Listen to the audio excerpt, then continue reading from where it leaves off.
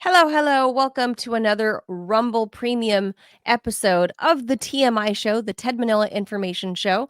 I am Manila Chan. That over there is Ted Rall. And on these shows, it's kind of anything goes because it's a Rumble exclusive.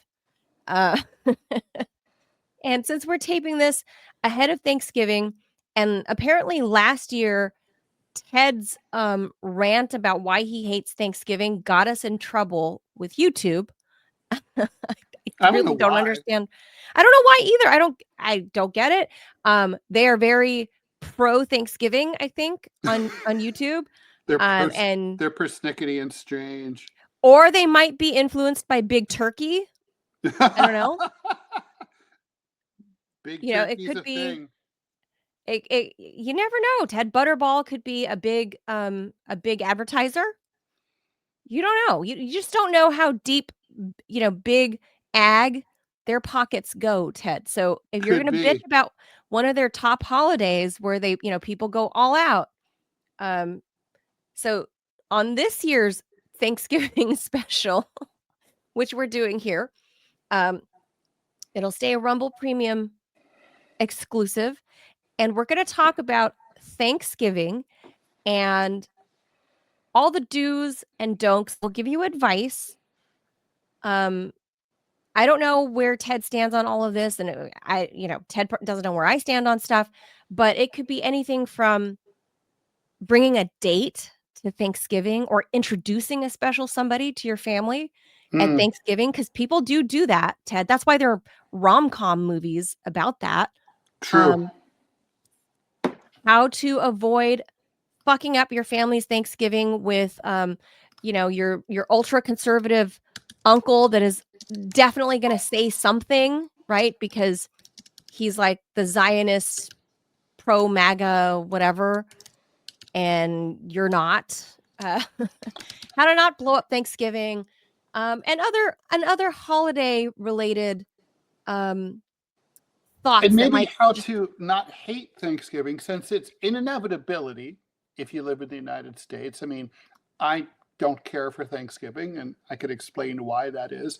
But, I mean, the point is, I've had to learn to live with it, and I don't think I'm alone. I mean, I think there's like movies like Home for the Holidays, like that are more about like not, they focus more on Christmas for some yeah, reason.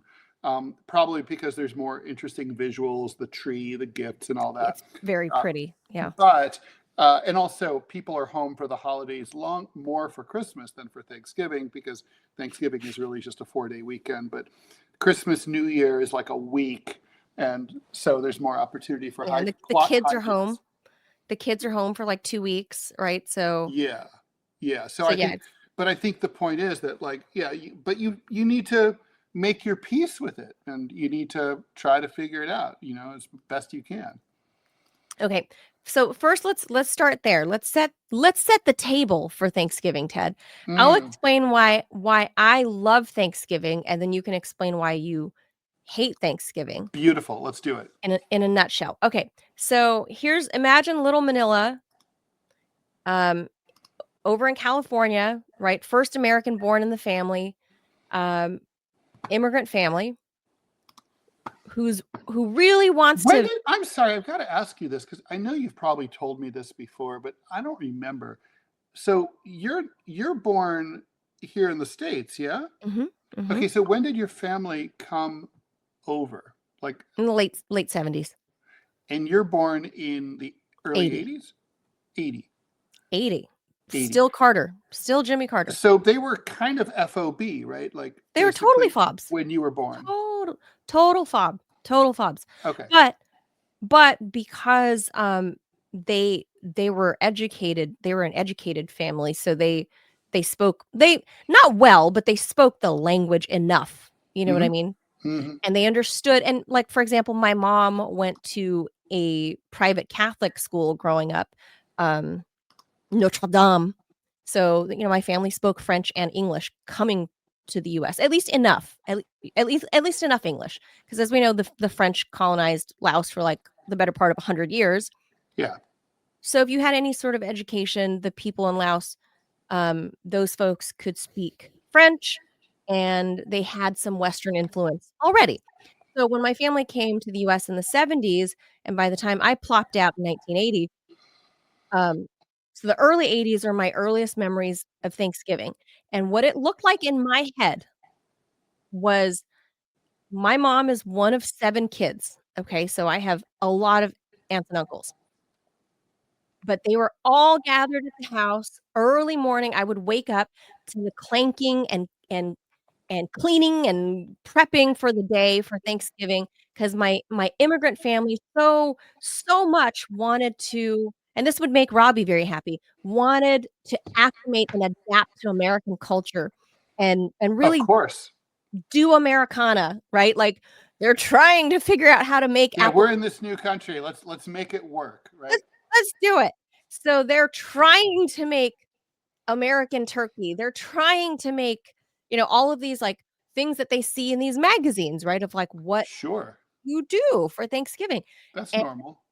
and here's little Manila, it's like, "Hey, my bowl of, like, I don't know, like, Cap'n Crunch cereal or whatever," going over to the TV and just, like, pushing on the buttons, because back then it was push button, and there wasn't many buttons, obviously, because there's, like, 4 channels. Uh, and and the TV still had that slider, the wooden the slider thing. Yeah. Had the big, heavy box TV that, like, it would take, like, 4 men to carry to deliver, Mm.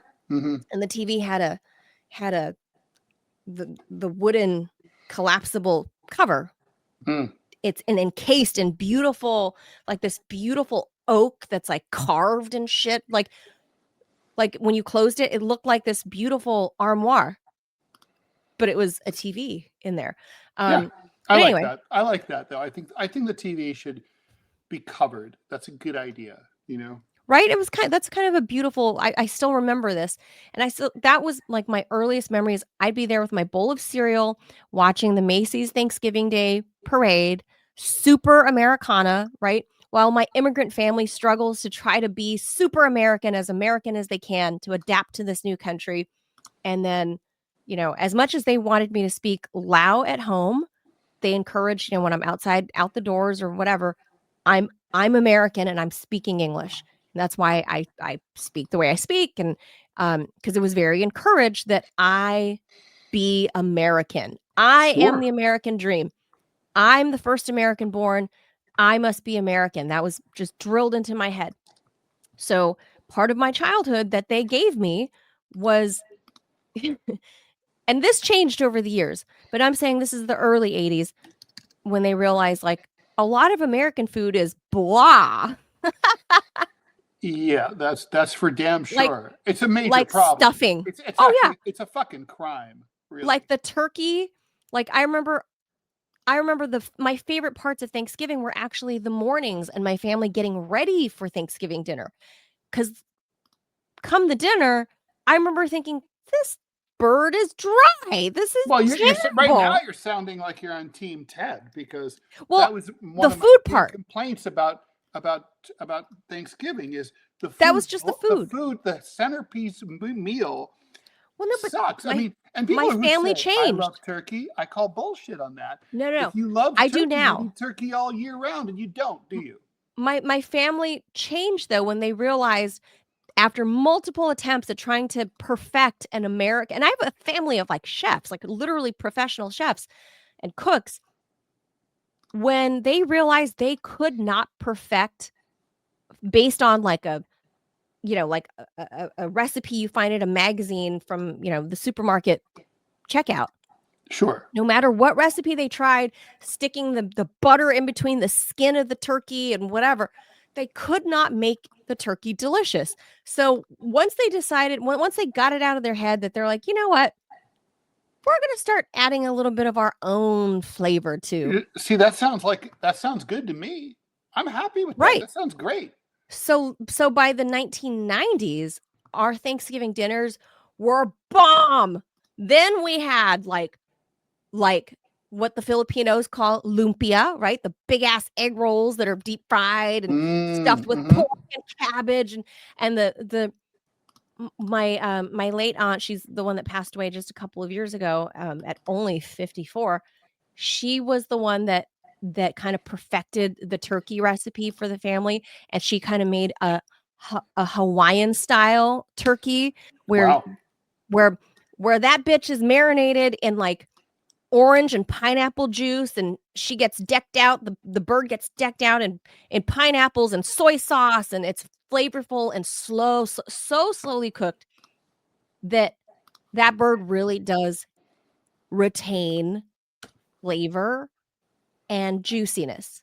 So Um, we added an Asian flair to the okay. food, and it became a smorgasbord of like a mix of a white Americana, apple pie, pumpkin pie, stuffing, and then you get like fried rice with like all the different Sounds creatures you great. get, all the creatures. So by the 90s, we were okay to own our heritage mixed with the new American life that they forged for themselves. And that's what Thanksgiving means to me. And to me, I remember all of it being my great big family, because my mom comes from a big old family. And that's what I picture Thanksgiving in my head. And for the most part, everybody got along, and it was just kind of a lot of fun. Lao people are generally very fun. And, by post dinner, when it's dessert time, you start getting random Lao friends and family from church or the temple coming to visit. And do you guys drink, or what's the story? Oh, yeah. Oh, they drink after dinner. Then it's like, What do you guys drink? my grandfather used to like drinking Johnny Walker, Black Label, and Blue Label. That's just the East Asian thing, yeah. I guess so. Yeah, that's so. And they I like remember that Chivas too. being around. I don't remember that. I remember a little bit of Crown Royal, but my grandfather's drink of choice, and back then he used to still smoke cigarettes.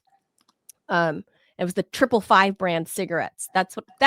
So in my mind, that's what I smell is. My favorite is the Chinese Long Life cigarettes. So ironically named, really. I know. So in my mind, that's what it was. It was like you have a little bit of the early dinner, but then the post dinner, because you get other guests showing up unannounced with some of their food to come to your house, because they know my grandpa liked to have drinks. They'd come crash and they'd come have drinks, and suddenly it's like this big old party at like the family. Like the house I grew up in was like the family's house. It wasn't Manila's house. It wasn't my parents' house. It wasn't my grandparents' house. It was the family house. So everybody went there. Everybody had a key.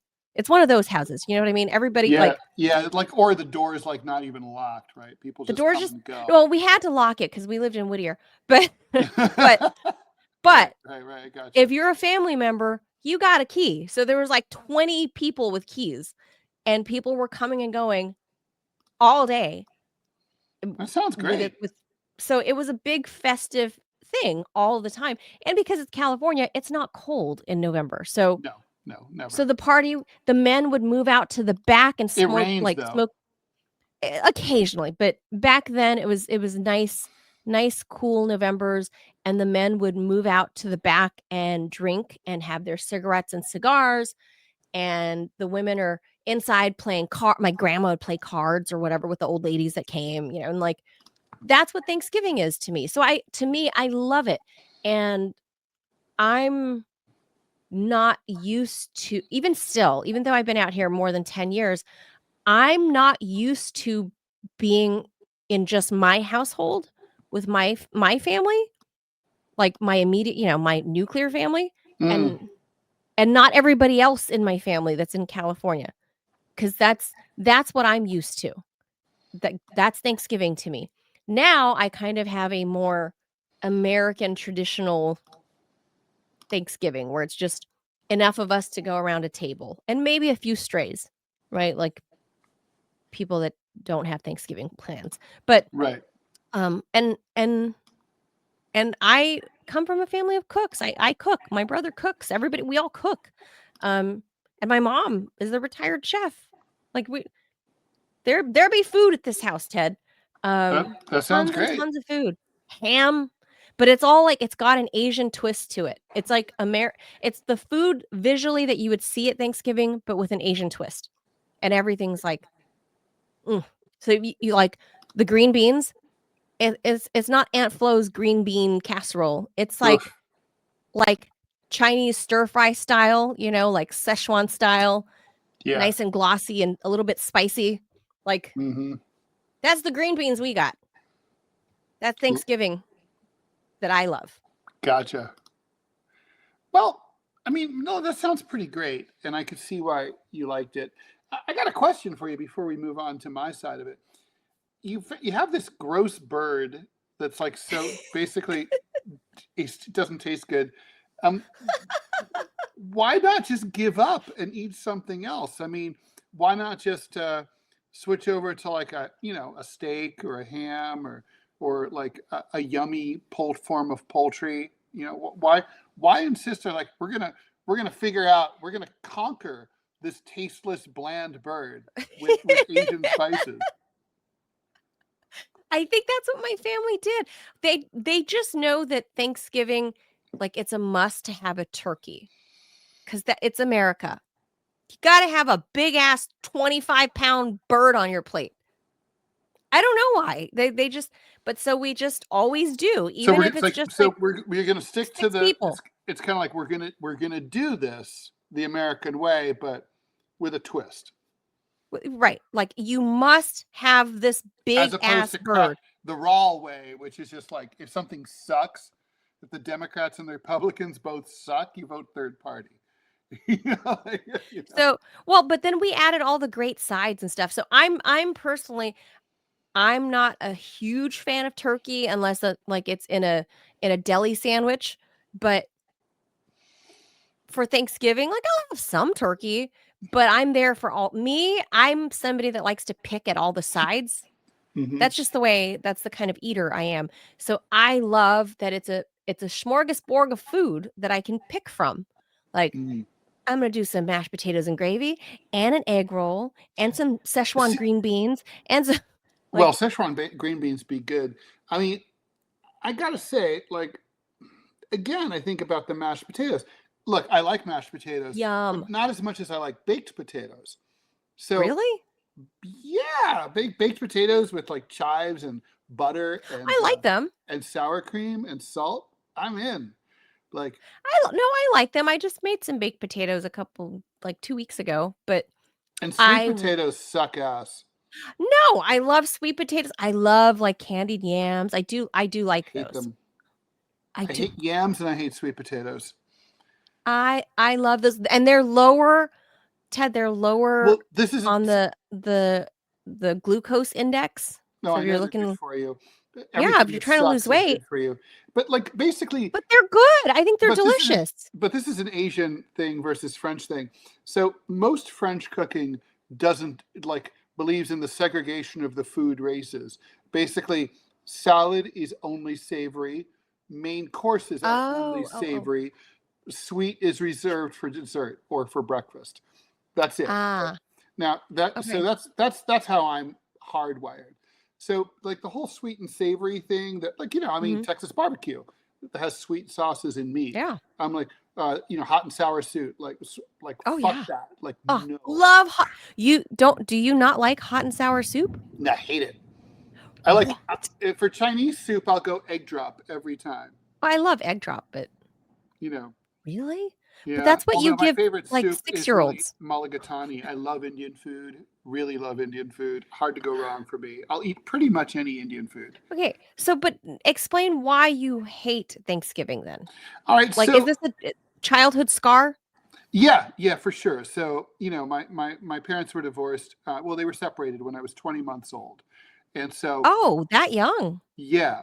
So I don't remember my father ever living at home. Oh, So okay. so you have to imagine little Ted, in the late 1960s in a Huber home, which was a tract home. They were all looked the same. They were all Oh, designed by Donald Huber, cut and paste, okay. side by side in tract I see. housing in the late 1960s in Kettering, Ohio, south of Dayton. where the trees were still small because the town was only 10 years old. So it's Okay. all like kind of like horrible cut and paste suburbia. Um, and and it was just me and my mom. My mom was French, clueless, disconnected, couldn't Well, really figure out how new was America. she? How She was fobby was pretty she at new. that She point? arrived in 1961. I was born Oh. in 63. My parents were separated in 65 and divorced in 68 when I was 5. So So she was within her pretty new. first 5 years in America, she was divorced or at least alone.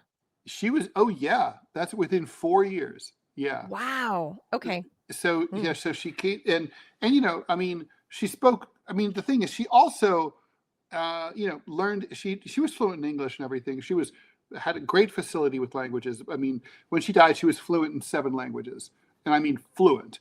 Like she spoke German, Wow. and German people didn't know she wasn't from Germany. They were like, "Oh, you're from Hamburg," or she was fluent in Russian, Spanish. Wow. So the point is, but Yeah, she was a polyglot. My dad she was, was like that. but her English, she had an incredible accent, right? Like incredibly, like Peter Sellers, like I, I called your father like that, right? Like Oh, that's fantastic. so she was. It's the accent that like men when, like men when they fantasize about French women speaking to them. Well, yes, and I think, and my mom was It's that. also very pretty, so she got a lot of attention, from the Oh. men folk. Um, Oh. she In was, yeah, Kettering, she was Ohio. actually startlingly pretty. Like, when Oh. you're old, you can sort of objectively look at the pictures Yeah. of your parents and be like, assess them, and Sure. it's kind of like, wow. I mean, like holy shit, right? So My she's a my mom was hot. good-looking single woman, Yeah. immigrant in Yes. Kettering, I Ohio. mean, years later, we went to see Bridges of Madison County. And, that's like Meryl Streep is a French war bride trapped in rural Iowa with a boring farmer husband. And, she's sophisticated. She's from Paris. She listens to like jazz on the radio, which barely comes in from Chicago, right? And my mom wasn't that extreme because Ohio isn't Iowa, but Yeah, still, it was, I mean, she must have been felt really isolated. sure. And, I mean, even though she could connect to French culture in some ways, right? I mean, they were out of town newsstand. Even though it was Dayton, she could get French Oh, wow. magazines and newspapers, and she Wow. did. Um, but the point is, it's just me and my mom, and Thanksgiving rolls around, and she wasn't really good initially at making friends. So just me and her. So we can, also we were really poor. Like basically, I remember my mom got $15 a week in child support from my dad. Now, granted, this was the late '60s, early '70s, and that was a lot more money then than it is now. But still, I would say that's probably the equivalent of $100 a week, which really Okay. isn't enough, right? Sure. And so there were times when we missed meals, or my mom would not eat, and I would eat, or whatever. And we always ate shitty food, including like the cheapest, like liver, the worst. Anyway, the point is, my mom certainly couldn't afford a turkey, which is just as well, because later on, when we did start to attend, like we made friends and we were the strays who got invited to the big family meal. I was like, God, everything blows. Turkey blows, cranberry sauce blows.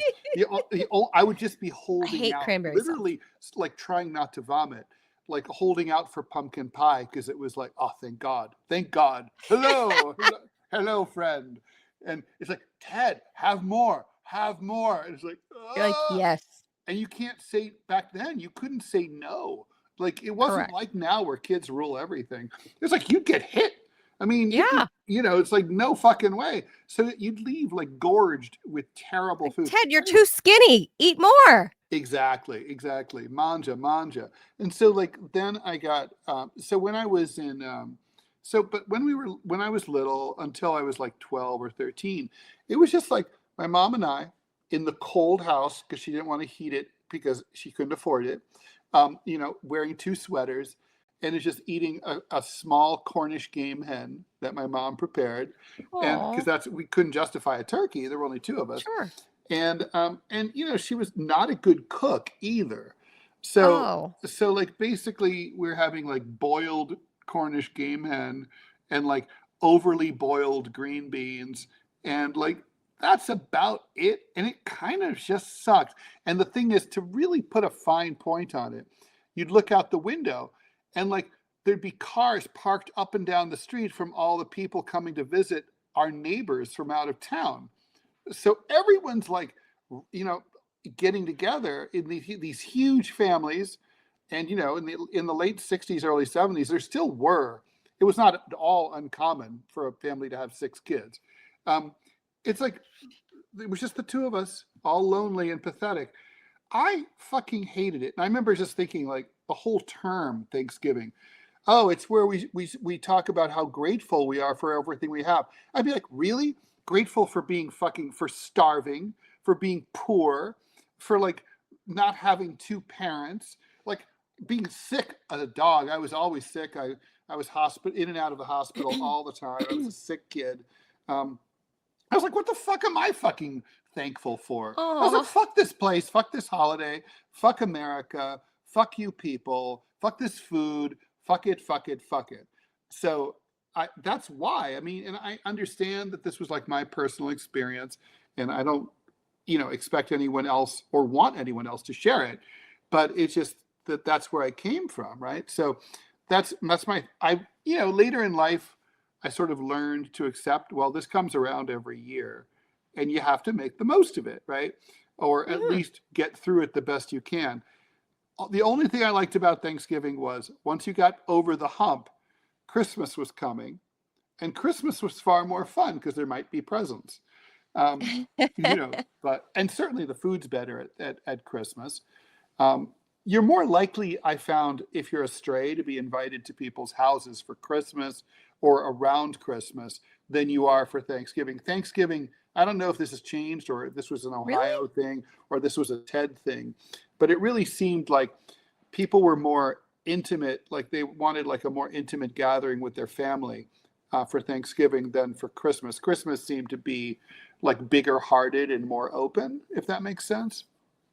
No, I mean, my experience in California being like the one Asian family and then surrounded by all Mexicans, um, we were all everyone was always invited to everybody, like for all holidays. Like if you don't have a place to be, one of my Mexican friends or families or whatever was always going to have like, oh, you come over, you know.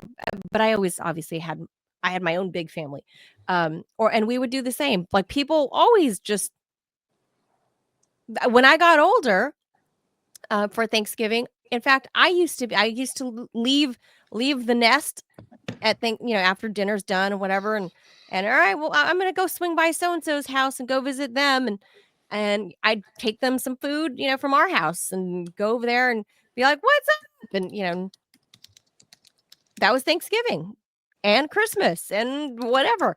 Well, Maybe I it's think, just you know, I mean, SoCal. I think LA, and I've spent time, obviously a lot of time in LA, not as much as you, but a lot of time in LA as an adult, is much more, it's much more like We're chill. diverse, right? I mean, We're chill Ohio and was, fun it and was diverse. very white when I grew up there. I mean, you have to, I, for years, I'm really sad that I lost it, but I lived in a town with 70,000 people.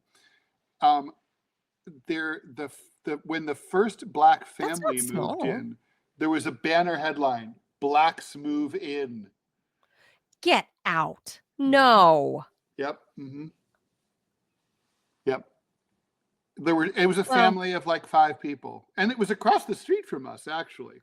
Ironically, they you're were like, redlined. They were a redlined family. blacks are here. Yeah, they were really rich. The guy was a super fucking star surgeon at the hospital, but he couldn't. They wouldn't let him live in, like, he Right. could afford a great house in a mansion, but they wouldn't sell him one. Right. Of So he course. lived in our neighborhood until they, you know, fucking, you know, finagled and got the fuck out. They were, you know, Well, so that's why to me, I don't know. I think it's a California thing. People are very or Southern California. Ted and I always like to differentiate because he lived in NorCal. That's where his ex-wife is from. Mm. NorCal, I don't know what NorCal does, but SoCal, we like to Whatever they do is party. wrong and mean. I don't even know what it is, but it's got to be wrong and mean because everything they do is wrong and mean up there. SoCal likes to eat and likes to party and likes to make friends Yeah, and that's likes to true. invite people. And the And people are fun very is kind of generous. like, honestly, it's kind of the state culture, like in Southern California. It's sort of like having fun is like a huge thing. And Yeah, I like don't make light of that. I had an ex-girlfriend who once accused me. She said, you seem to think that having fun is the most important thing in the world. I'm like, it is. It's it's literally, it yeah, is. Like, why be here if you're not having fun, right? like that's like life. Like either if you're not enjoying it, you're doing it wrong. Yeah, totally. Yeah. So that's my all the holidays in my book. The only time I would say Californians weren't so Southern Californians weren't so like open and they're not even completely shut would be Easter because it's the Catholic high holiday, right? Um and it's more of like a family, immediate family type thing. Go to church and do that whole thing. It's a very Catholic community. But outside of that, Thanksgiving and Christmas in Los Angeles, you got families going to other families' houses and all hours of the night, and then people are watching football. That's what I remember growing up at not only my own home but friends' families, their homes, and so I got around on Thanksgiving, Ted, and I got to eat. Sometimes we're eating enchiladas, turkey enchiladas. There's I mean, it's great. It was amazing. There would be tacos. Like Los Angeles, Thanksgiving is the bomb. That's all I can say is just there's food everywhere. Places are not closed because people know that people hate Thanksgiving food. So there are restaurants are open, nightlife is happening. Like it's great. No matter what stage of life you're at, I don't have a bad memory of Thanksgiving. Not one. That's Um, great. so I I do not love the need holiday. anyone to share in my misery. I'm not one of those people at all. You gotta get out, Ted. Okay, so now let's I'm sure okay, Now we have the now that you background. We've set the table. yes, that's the table. So let me ask you going forward though, Ted. Now you have a young adult son and it's just Hmm. you two. Yep, Um, you're mostly a single dad. that's true. How do you guys do Thanksgiving? Um, Usually we go to we always just go to a restaurant. So that way we're first of all, I wouldn't. I mean, I don't want to. I don't want to replicate my mom and make a Cornish game hen, and and that kind of food is kind of like I kind of prefer the option of having a full menu.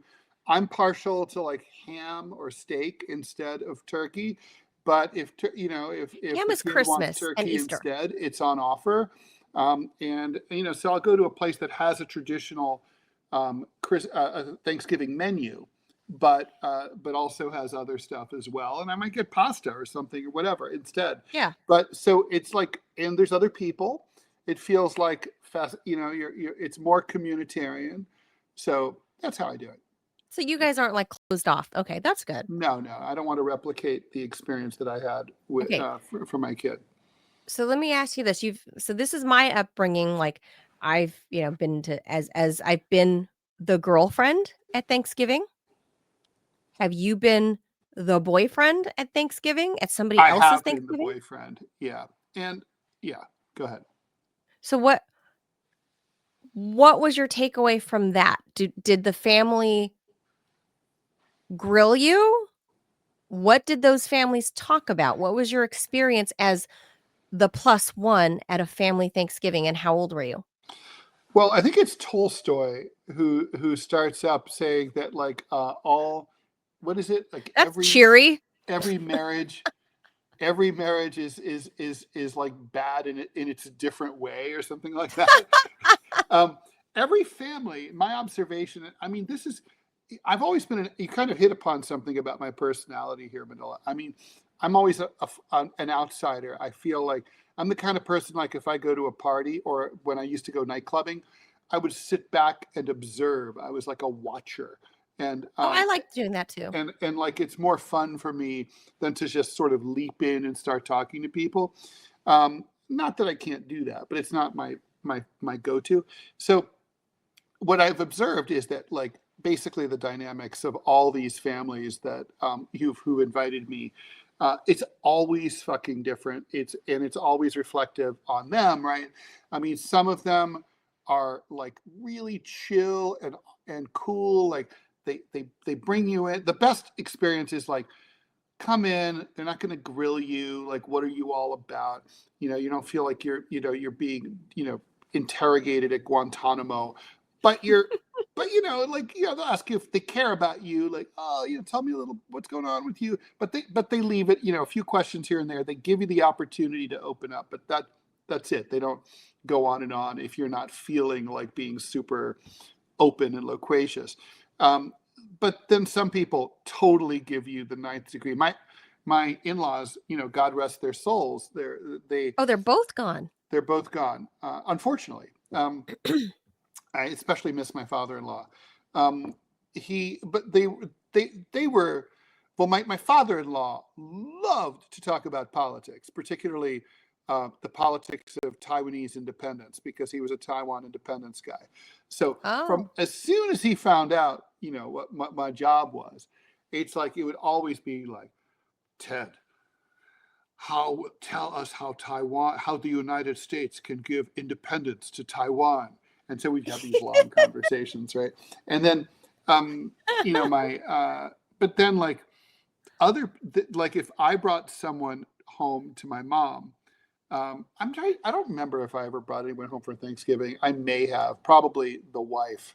And I was going to say you must have. And my mom was like wife home miserably, like constantly, just like kind of like she couldn't keep things light. It just wasn't in her territory. Then there's the people who just don't give a shit about you, and I'm okay with that.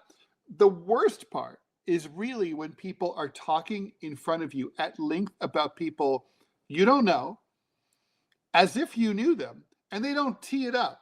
So like they tell a story, like instead of saying like, oh, so I have this sister in Manila. She's got a podcast with this guy from New York. Nothing like that. Like, oh my God, what's going on with Manila? Oh my God. Oh, I talked to her the other day. Manila, blah, blah, blah, blah. And you're like, and you're just like dying. And you're the plus one. And on and on and on. And you have no fucking idea what they're talking about. And they don't contextualize it for you. You know what I mean? So that's okay. So that's tip number one right there, is if you are hosting, or even if you're at your family's Thanksgiving and somebody brings a plus one, please give context. Yeah, you can talk about anything you want, but contextualize it, please. Give context to the outside person. Yeah. The Ted, if you will. Bring them in. Bring the Ted in so they don't feel so left out. Because there's a reason that they're at your Thanksgiving and not at their own, with their own families. True. And so there's a reason. Also, other advice. Keep that in mind. Unless you're an alcoholic, probably have some drinks, but not too many drinks. You have to have some drinks so that you have social lubricant. If you're like me, and I know people might not believe this, but I'm actually pretty shy with new people. I'm kind of reserved when I don't know you or don't know anything about you. But so I need a few drinks, like to loosen up. But like offer drinks. Don't get sloppy. Well, look, if you're the plus one, if you are the guest, right? If you're the outsider, my tip to you is the Asian rule. It's the Asian guest rule. Never come empty-handed. Oh, that's excellent. I'm so glad you brought that up, Manila. That big Asian no-no. All cultures. Yes. Don't, especially if it's the first time. I mean, a lot of people think they have to make food, and look, if you can make food, sure. I feel like food's awkward for a meal because you're showing up someplace where they're making food for you. Because someone might be offended. Well, or you're just showing up with food that's redundant, right? Like, let's say you're showing up with a great pie, but they already have a pie, so they don't need another pie. But just don't show up empty-handed. Like like with my family, when my aunts, who are your age, right? Like they're my mom's younger sisters, when they would bring a boyfriend home, I don't know why, but I felt like the boyfriends always brought this towering thing of like a fruit tower, of like a fruit basket. Uh-huh. It's Yeah. like Those things Asian are weird. pears and giant, like these. Do you know what I mean? Like, and I don't know where they got them, but obviously we're like in Los Angeles, so there are a lot of Asian stores they can go to and Asian shops they can go to. Mhm. But they would come with giant fruit baskets. And how did that go over? I mean, it's par for the course.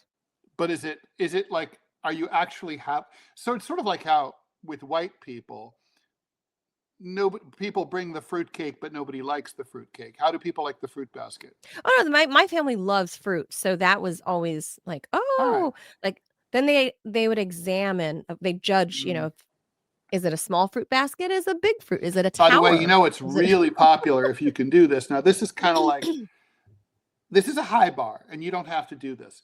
But if there's a young kid or two, and you bring a toy or a gift for Oh, the kid, that goes a long way. yes. Parents really love that. People like that. If you bring like a game or something for little Oh kids to God, play, oh, yeah, you will perfect. be you will be a winner. That's Like A if you're the plus plus. newbie, yes.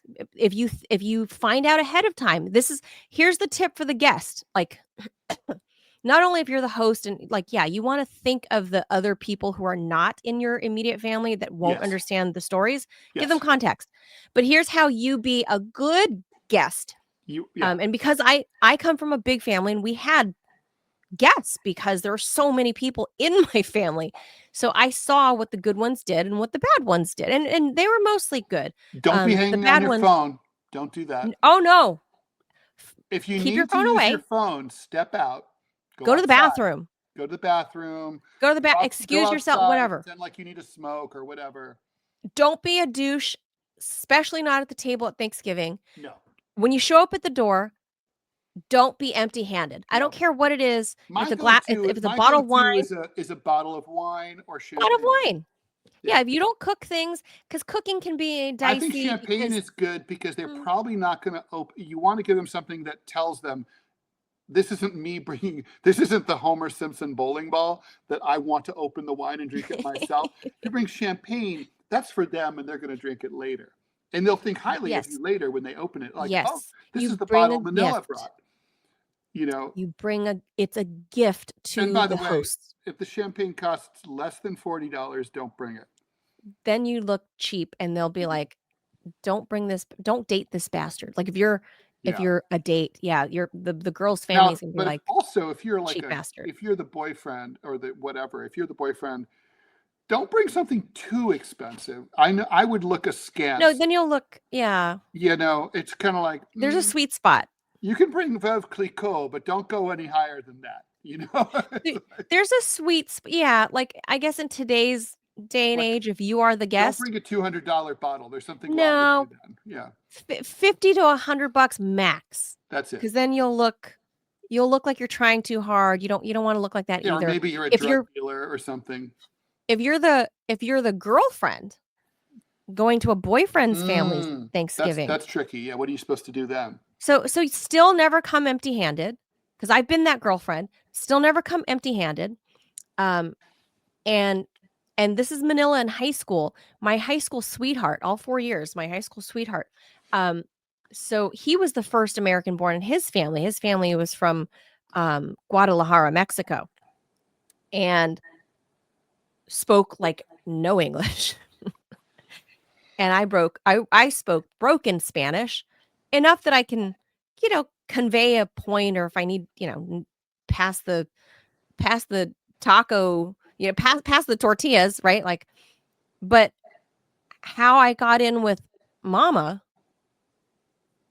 la madre, is not only do you bring a little something, it could be Hmm. anything.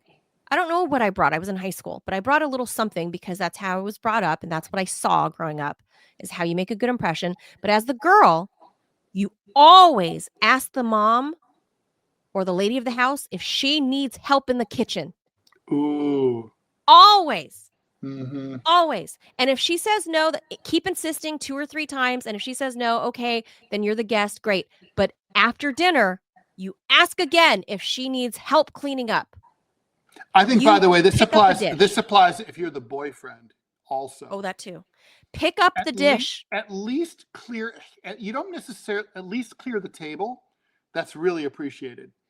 Yes, Help because clear that the will table. show, yeah, that you're thoughtful And and that you're useful. helpful. Yes, that you're Yeah. a helpful person. Yeah. And so even though I couldn't speak the language to have a full-blown conversation, how awkward is it when you're, like, 17 years old, right? Like, being the girlfriend Mm. at Thanksgiving. Oh, and But don't arrive too early, because on no, that's Thanksgiving, awkward. because then it's like, also you might, it's a Thanksgiving is it's a marathon. It's not a Mhm. sprint. And like, so let's say they tell you to be there at 4, maybe 5:30 is good. And like, I and often, depends on the family. now let me tell you about a host thing. So hosting is also really tricky. But like, to me, the most grievous sin that can possibly exist for a host is when you show up and they say, "Oh, we haven't started cooking yet." That's happened to me more times than I can count. No. And it's like, literally, you should be sent to Afghanistan and stoned to death by the Taliban if What do you you do mean that. they haven't started cooking yet? No, I know, I know. It's heinous. And like, But, like, literally, like the kitchen is, the oven's not warm, nothing's been started, and that's a turkey a takes crime. hours, right? Or a Yes. ham, hours. I mean, the truth is, Oh my when you god. show up, food should really, you should be sitting down to eat within an hour. And Oh, like, for sure. I would say You you might have already, a cocktail when you snacks arrive, and that's cocktails fine. immediately upon arrival. Yeah. Should be available to the guests Oh, and immediately. also, That's for a good hostess. if you're a teetotaling household, you still have to have booze for your booze guests. Sorry, Yeah. you So, know. look, I've I I've told you I've hosted American Thanksgiving when I lived in the Middle East, and Oh, I've and no hosted TV, TV off. Sorry, yes, because So, otherwise I've you been the lose people. They drift off and look at, fucking four well, it weddings and a depends. funeral, or the Football football game might be game, or on. whatever. Right? It depends. It depends on No, that's for like in LA. after dinner. You can do that So after. me as the host in America anyway, my rule is I know I need to get my ass in the kitchen as soon as the Macy's Thanksgiving Day parade starts. That's my timer. I use the Thanksgiving Day parade as Well, like, that's so okay, that's well, that's early in New York. That's yeah, like yeah. 9 a.m., I think. No, I'm saying here, like here on the East Isn't it Coast. 8 a.m. or something in New York? Um, Yeah, it's like 8 or 9 in the morning, yeah, but that's when you should be starting. That's when yeah, I'm and in the nobody should be kitchen. coming over until at least 1, I would say. No, I don't want anyone And over I think, until, really like truly, 4. 4 is a good time. yeah, because it starts getting dark around 4 5. with a view towards eating by 6. I said 1 hour, but Yes. 6. I And always say that 6 way, is a good people dinner aren't. time. Also, another mistake people make. They're like, "We're going to be eating a huge meal, so I'm not going to eat lunch." No, No. don't show up hungry. Like, you'll be miserable and grouchy. Mhm. Eat normally. Have But breakfast, have lunch. Yeah, as a hostess, I always make sure like the f 8 years ago when I moved into this house and before I had my son, I I hosted the first Thanksgiving here as a Misfits Thanksgiving because, I'm a journalist. I have a bunch of misfits at sure. RT that had no place to go, and I said, "I'm gonna host Thanksgiving for you little bastards. You guys come here." Mm, Um, so we had a mishmash of, like, halal things and, yeah, like and great. typical American-y things and Asian-y things, and everybody everybody was such a great guest. I mean, I had people bringing me, like, bottles of Moet, like, That's what I holy like. I like cow, to hear that. That's great. like, fucking A, this is thank you, like, Yeah, just because 'cause I'm feeding you, like, yes, thank you for this bottle of Mo, like, wow, fantastic. holy shit, thank you. But I made sure I had drinks available. I had lights, like canapes. I had things, and while I'm still, like getting the final stuff ready to put on the table. And we, of course, like, because this was a grown-up Thanksgiving, there were no children at the time. Um, but that's how you be a good host, right? Is Hmm. Hmm. like even, and there are random people that are friends that are not from the TV industry, that were also invited, and like my husband's friends or whatever, and those are like button down feds, right? So Yeah. could you have more of a mishmash of weird TV misfits and the TV industry misfits of like cameramen and journalists and writers, and then button down feds that like they're newly divorced, Mm. like fresh divorces, things like that, where you're like, I don't know. And so as a host, what I would advise to the host or hostess is, in a situation like that, Mm. not only do you introduce people, but you have to know, you have to mind map this. Like, remember in elementary school, you're doing your thought bubble thing and you connect the thought tree of like, this thing connects to this. And oh, this topic you can branch out to this, and you can, so in my mind, I'm like, oh, so and so, like so and so at my job went through a divorce a couple years ago, and my husband's friend just went through a divorce. So when you introduce these people, like, oh, so and so meets so and we work together, and like, um, he just went through a divorce recently too. Like, how are you? How are you doing? So you open the conversation Mm. for the two strangers because Mm. they know you. You're the person in the middle. So Mm. you bridge, and that's how new friends get made, and you break the ice. Otherwise, you're going to have two sets of party attendees, right? Although you have to be delicate, you don't want things to look Yes, like a not, setup. no, I but had a Thanksgiving situation. I used to, when I was a single guy, a single young guy, I had gone through a breakup, and so I used to spend every weekend with this couple. They were really great, and they would invite me over, and we just hang out and drink and watch movies and stuff. And one time I came over, and I was does this lead to surprised. a Netflix and chill and Ted is the third? Like, Yeah, basically. And well, they're divorced now. I guess that didn't work out so great, but it wasn't my fault. But also she was my ex-girlfriend, so it's complicated, right? I mean, uh, basically I dated her, and then I broke up with her because basically I was like, you guys should go out because you guys are like the same, but I'm not. So anyway, oh, it was all very amicable. It was the 80s. That's how we rolled back then. But okay.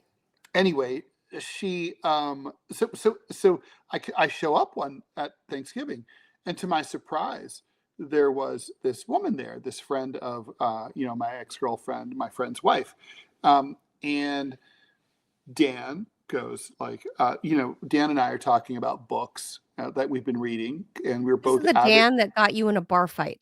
That's correct. We were both avid. We were both avid readers, especially of history and current events books. That hasn't changed. And we're talking about and so at one point the girl goes, this girl who I didn't know, um, Elaine's friend. Um, so I've always wanted to do that, and I said, I'm sorry, I don't understand. Always wanted to do what? And she goes, read. And and Dan, who always had the bon mot, who like never missed a chance to drive a truck right through the gaping hole of the awkward gap in the conversation, goes, "Holy shit, Elaine, you invited a chick who doesn't read to hook up with Ted?" And I was like, "Hook up? What?" Well, okay. How do you deal with a Dan at Thanksgiving? That's a Everybody's good got a question. Dan. Yeah, Everybody's that's got a true. Dan at Thanksgiving. Yeah, That's a that's good true. point too. Yeah, There's a loudmouth at every Thanksgiving. that's true. He was incredibly entertaining, though. Yes, but But the like definitely Dans always can he stir a always pot. brought the awk into the word. Yeah. Yes. So how does a person deal with a friend or family member that's like that?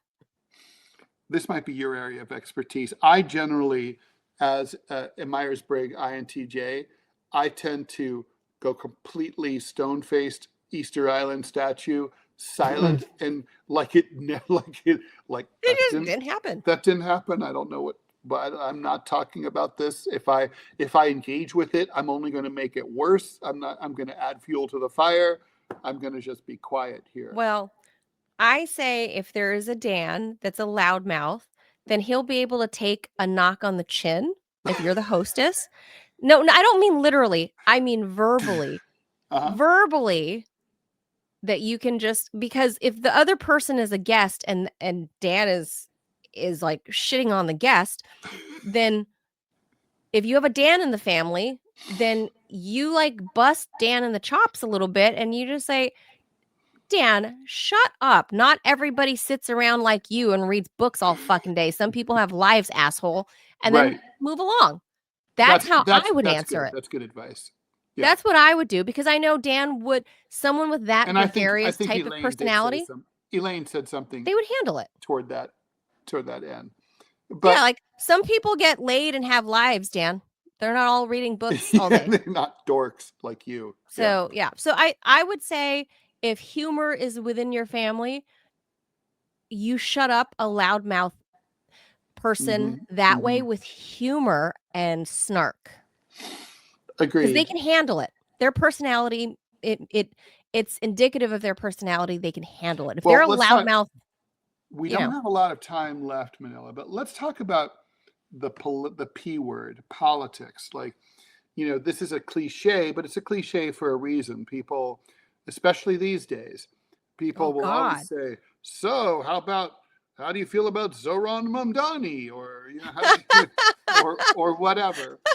And, you're visiting, you're like from Berkeley and you're visiting your friends in Montana, your relatives in Montana.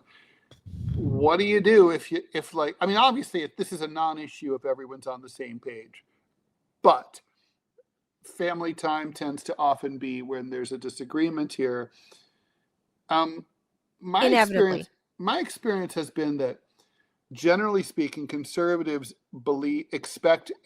they're more like rambunctious with their opinions. Like, sort of like, if I'm a right winger and you're invited to my home, you're going to have to suck it up and listen to me talk about how great Trump is.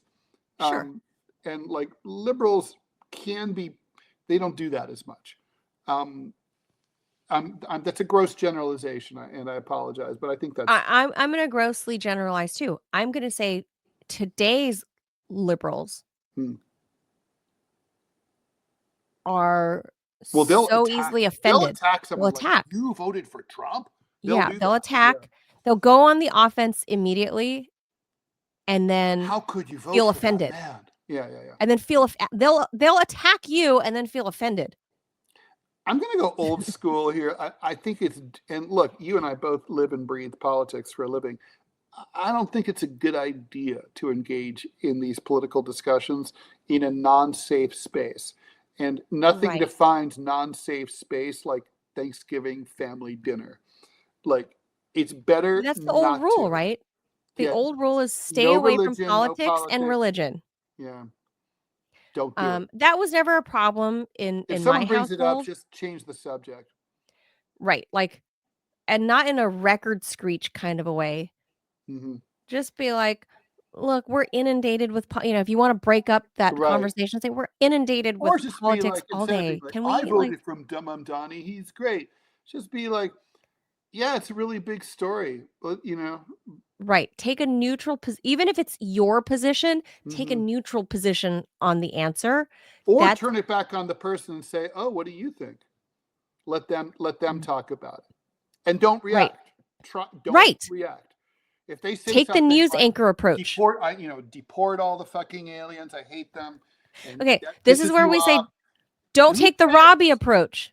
Yeah. Don't take the Robbie approach at Thanksgiving. You're not going to change their minds. No. Don't take the Robbie approach at Thanksgiving. Take it from a former TV news anchor who nobody ever knew what my opinions actually were, Ted, which I think speaks volumes. No, that's definitely to your credit, for sure. That I was a good TV news anchor because I was fair on either side when I, had debates or whatever, guests on set. Nobody up until more or less 2 or 3 years ago, nobody ever really knew what Manila thought about anything because I was a news anchor. I'm not supposed to have feelings or opinions on these things. No. So take the news anchor approach at Thanksgiving, which is remain neutral. Yes, bite your tongue, even if you're somebody that hates producer Robbie, our producer, and hates his politics, right? At Thanksgiving, for the sake of grandma or your mom or whoever is hosting Thanksgiving, don't just shut up for one day. Yeah, a big fucking cup of shut the fuck up. Yeah. Just I mean, for nobody one has day. ever breathed their last breath regretting having shut up. Shutting up tends to work out well. Yes. You have no idea how many times on the set I've had guests say some wild shit, and I have to push back, but I push back. You have to think about your pushback. Like I had a guest who said something wildly racist and about the people that are on food stamps. Mm. And he said, and I don't want to name this person, but because maybe it was a bad day for him or whatever, but he blanketly said it's all the blacks using all the food stamp supply in America, right? And blah blah blah blah. And I'm in my head, I'm going, that's pretty racist. And I'm not saying that on air. I'm not saying that on a hot mic. Classically racist, yeah. Right. And he went on and on. And so once he digressed, and then I interjected and I said, well, but pardon me, so-and-so. I said, but correct me if I'm wrong. You're the economist. I said, but if we're speaking in pure numbers, the black population is less than 13% of the United States population. If we're in pure numbers, statistically speaking, there are more white people eating up, as you say, with their EBT cards. Yeah, that's Isn't that true? That's statistically true. Right. And he was like, oh, yeah, but that's exactly my point. They're like 12% of the population and all of them are on food stamps. And I was like, but you just said that the reason the program is running thin is it's all black people on the program. But statistically, numerically, America is still mostly white. Yeah, and it's mostly white people. And most white people in America live in grinding poverty. Right. And I said, so statistically, like by head count, it's more white people on food stamps than minorities. Mm-hmm. By virtue of us being minorities. Right. It means there's fewer of us. Right. That's correct. And so you can say it without it. I did it without attacking the guest. Mm-hmm. You see what I did there? Yeah, you're just bringing up a number. You're just bringing up a fact. And I also played the part of you're racist. Right. I also said, like, pardon me, forgive me. I'm not the economist. You are. You're the big brains. You're the PhD. I'm just a news anchor. So you have to kind of sometimes play the humble. Right. I'm just a little dummy. I'm just a dummy. But that's how you avoid a fight, even if you can't resist of shut the fuck up. If you need to push back, play the humble part. Take it from me. Always a good idea.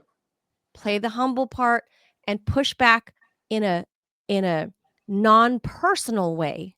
Right. And so think before you talk, before you ruin Thanksgiving, because then you'll never be invited anywhere again. So that seems like a really excellent place to wrap it up, Manila. And I think, by the way, we've done yeoman's work here. I think so too. I think people can really learn a lot ahead of Thanksgiving. There are a lot of people that are, finally getting back out there, Ted, post-COVID and reconnecting with friends and family. And because, COVID broke up a lot of families, like that's true. Weren't doing Thanksgiving. But from what I'm hearing and reading is now that we're And the 5 Trump years years out. have been very divisive, and I'm not blaming Right. the president for No, that. it was I'm just saying both. that those years have been, Yeah.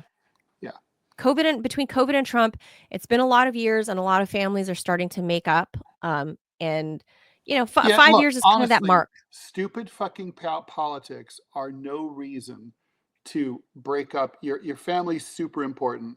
Your friendships are super important. Politics come and go. Your family's there hopefully forever. So yeah, don't fuck up your personal relations over stupid fucking politics. It's I Over mean, opinions. and when Manila Chan and Ted Rall tell you that, take it to the bank. Yeah. But remember, don't go empty-handed. That's all I'm saying. True. All right. Thanks, That's Manila. it. That was great. So, yeah, like, happy Thanksgiving, everybody. Ted, to you and your son too, your little family. Um, like, And to everybody out yours, there, and to your thank big you. family. You like still trying to get my big family to come over here, but there are like 30 of them over there on the West Yeah, you Coast, kind of so have to suck it up and go there. yeah, I know. Hopefully, the I'm like, problems with the air "Oh, no." traffic control will be resolved. No, that's not happening for me, like, not right now. We Mhm. stay away from holiday travel, and this year is gonna be even worse. Yeah, Are you yeah, kidding? it's always bad. Yeah. So, hard pass on that. I'm never gonna have Thanksgiving on the West Coast again. So, that's that. Maybe Christmas, I don't know, we'll see. Happy Thanksgiving, everybody. Happy Thanksgiving. Happy holiday, Rumblers. Thank you for watching. Thanks, Rumblers. Bye. Bye.